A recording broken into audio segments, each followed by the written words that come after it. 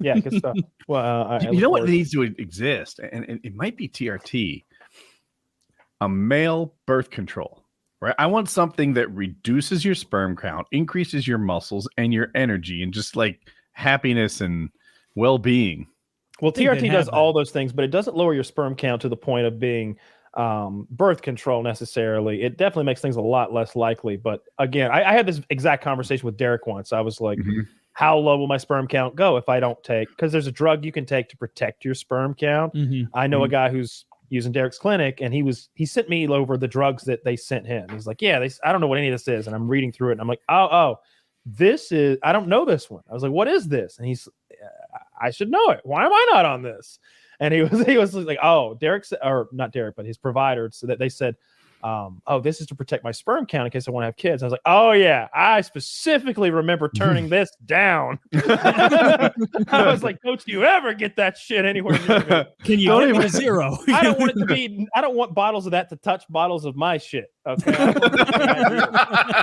But that's the thing. Like, so if testosterone lowers your sperm count and does all these other great things for you, then it seems like we're close.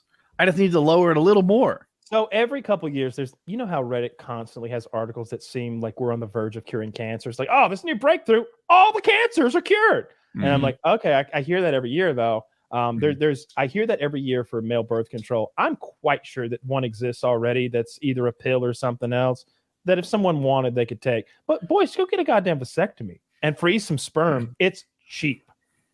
There was a male birth control pill that worked.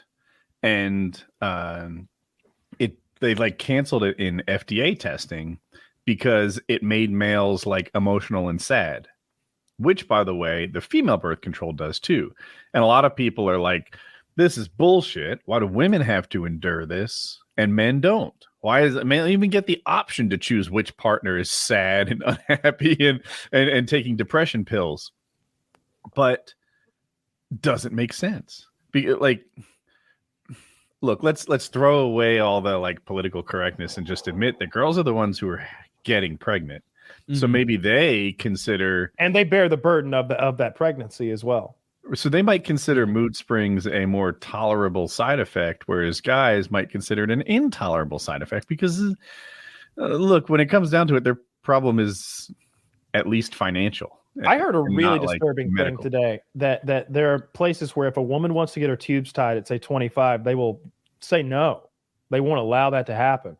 And I saw an anecdotal case where she was like, why? And the doctor told her that someday her husband might want children.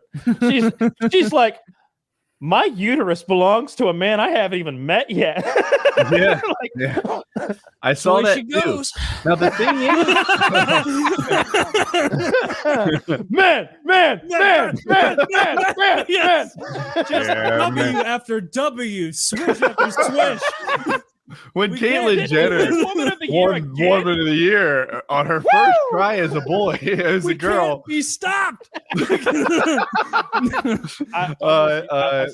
Thousands of years of touchdown, swish.